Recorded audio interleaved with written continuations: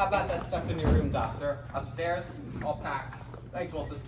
Tough to get it bounced. I did peg for the one who'd make the grade. Those are the breaks. When are you taking off? As soon as Dr. Chumley gets back. Have you gotten a report back from the desk sergeant at the police accident bureau yet? Not yet. I just talked to the downtown dispensary. They haven't seen him. It's starting to smell awful funny to me. 4 hours he's been gone and not a word from him. This may be the last time I see you, Doctor. So I want to say I wish you a lot of luck, and I might be sorry you got kicked in the act prior. Thanks, Wilson. Good luck to you, too. Listen, Kelly, let me know when you hear back from the desk sergeant again. If there's no word on that doctor, I'm going in town and looking for him myself. You should know better than to go after some psycho without me. I'd like to help look for the doctor, too, Wilson. That's well of you, Doctor, right after you got the brush. I've no resentment against Dr. Chumley. He was right, and I was wrong.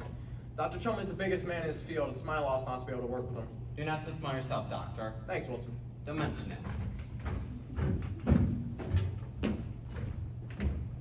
Dr. Sanderson? Yes? I just wanted to say that I wish you a lot of luck too, and I'm sorry to see you leave. Are you sure you can spare those good wishes, Miss Kelly? On second thought, I guess I can't. Forget it. Miss Kelly, this is for nothing, just a piece of advice. But if I were you, I'd be careful who I kept for company. I beg your pardon, Doctor?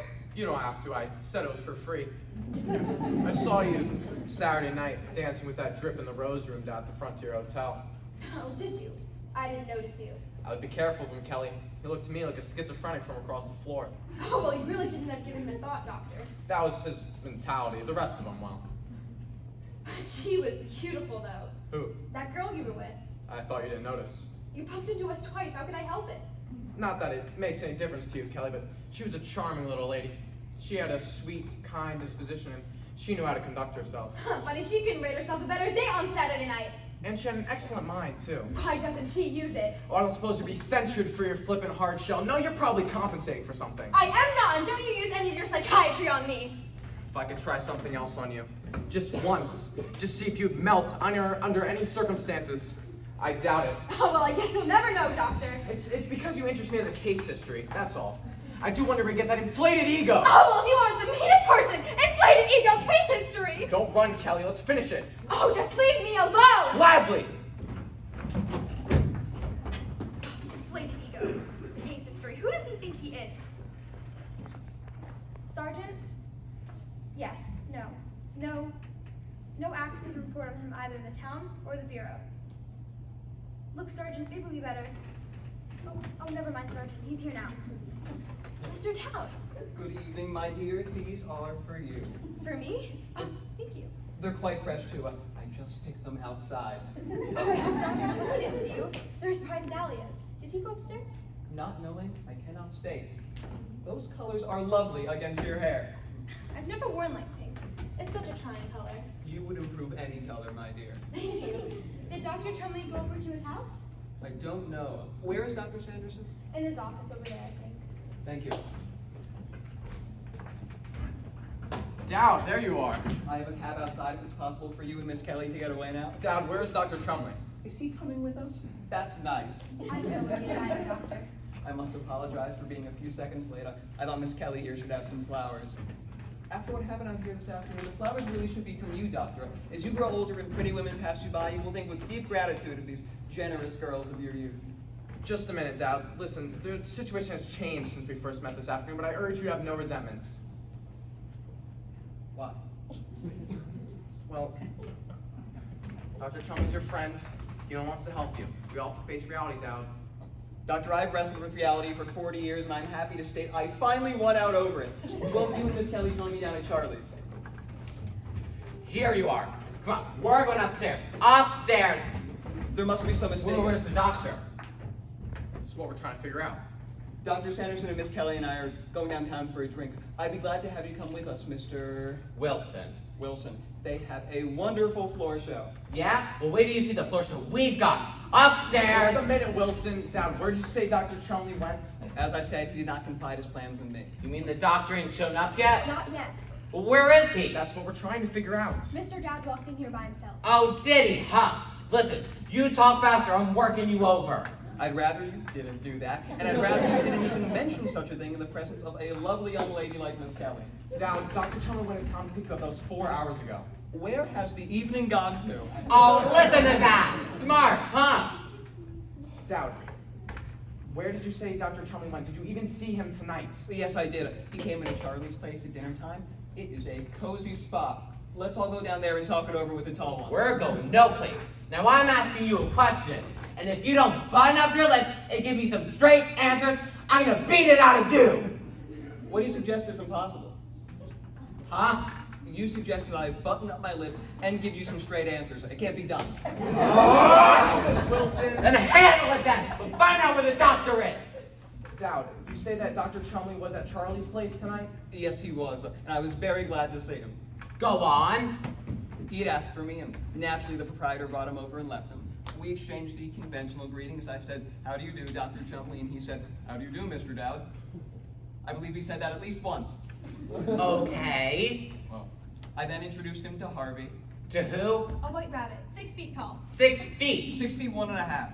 I'll fool around with him and the doctor's probably bleeding to death in some ditch! If those were his plans for the evening, he did not tell me. Go on, Dowd. He'd asked for me, and naturally the proprietor brought him over. He then sat down in the booth with us. I was sitting on the outside like this. Harvey was on the inside near the wall, and Dr. Chumley was seated directly across from Harvey where he could look at him. Oh, sure. Spend all night on the seating arrangements. Harvey then suggested that I buy him a drink. Knowing that he does not like to drink alone, I suggested to Dr. Chumley that we join him. Go on. We joined him. And so? We joined him again. Then what? We kept right on joining him. I'll skip all the joining! You are asking me to skip a large portion of the evening. Oh, come on. Tell us what happened. Please. Dr. Chumley and Harvey got into a conversation, quietly at first. Later it became rather heated, and Dr. Chumley raised his voice. Why? Harvey seemed to feel that Dr. Chumley should assume part of the financial responsibility of the joining, but Harvey didn't seem to confide that in Dr. Chumley, and he didn't seem to want to do that. I can believe that part of it. Oh, sure. Let him talk. See how far he'll go. This guy's got guts. I agreed to take the whole thing because I did not want any trouble. We go down to Charlie's quite often, Harvey and I, and the proprietor is a fine man with an interesting approach to life. Then the other matter came up. Oh, quit the damn double talk and get on with it! Mr. Wilson, you are a sincere type of person, but I must ask you not to use that language in the presence of Miss Kelly. You're right, Dowd. We're sorry. You said the other matter came up. Yes, there was a beautiful blonde woman, a Mrs. Smithles, and her escort seated in the booth across from us. Dr. Chumley went over to talk to her, explaining that they once met in Chicago. Her escort escorted Dr. Chumley back to me and Harvey and tried to point out that it would be better for Dr. Chumley to mind his own affairs. Does he have any? Have any what? Does he have any affairs? How should I know? Please hurry, Mr. Dowd. We're all so worried. Dr. Chumley then urged Harvey to go with him down to Blondie's Chicken Inn. Harvey wanted to go to Eddie's instead. While they were arguing, I went over to the bar to order another drink, and when I came back, they were gone. Well, where did the doctor go? I don't know. I had a date out here with Dr. Sanderson and Miss Kelly, and I came out to pick them up, hoping that later on we might run into Harvey and the doctor and make a party of it.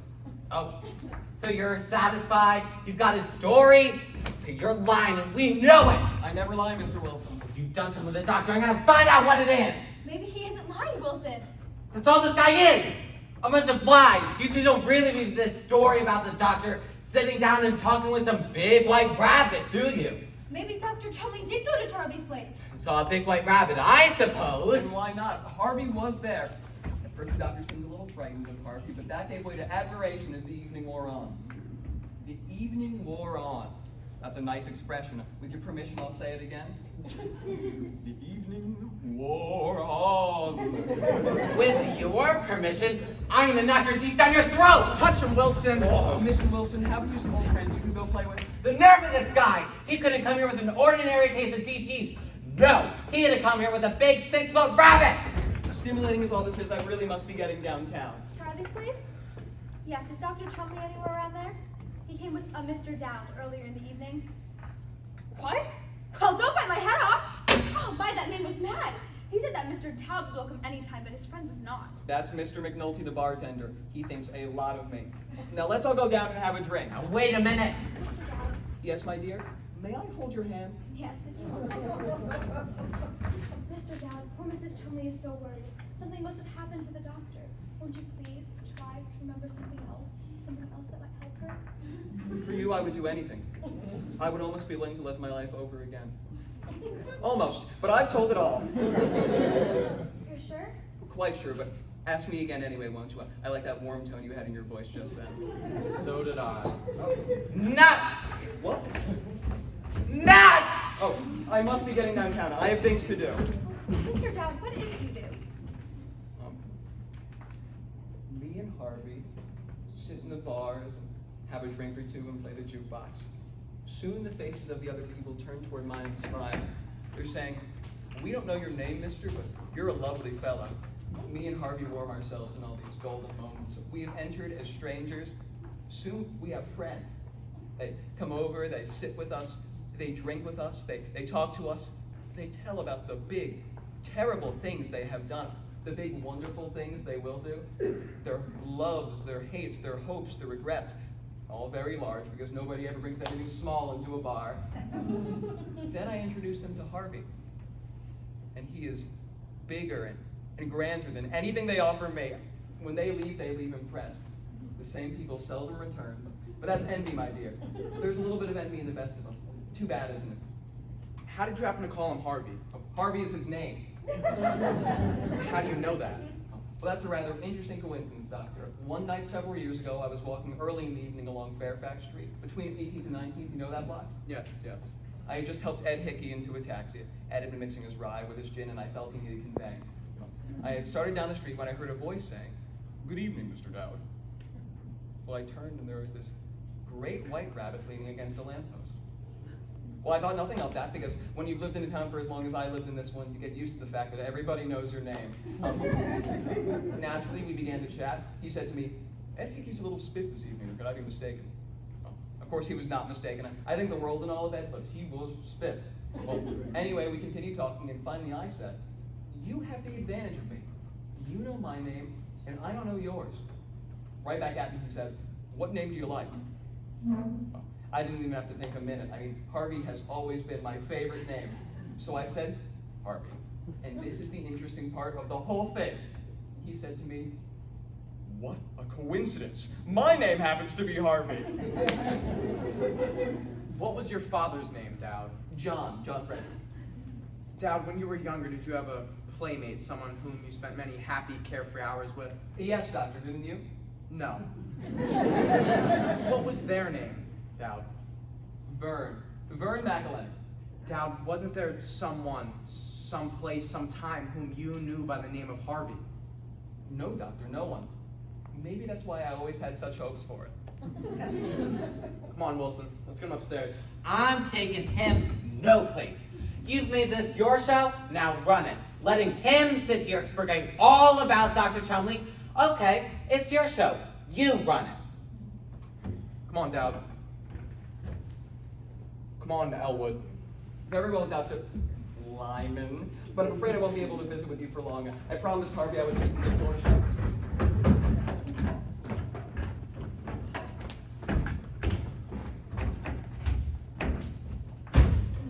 Oh boy.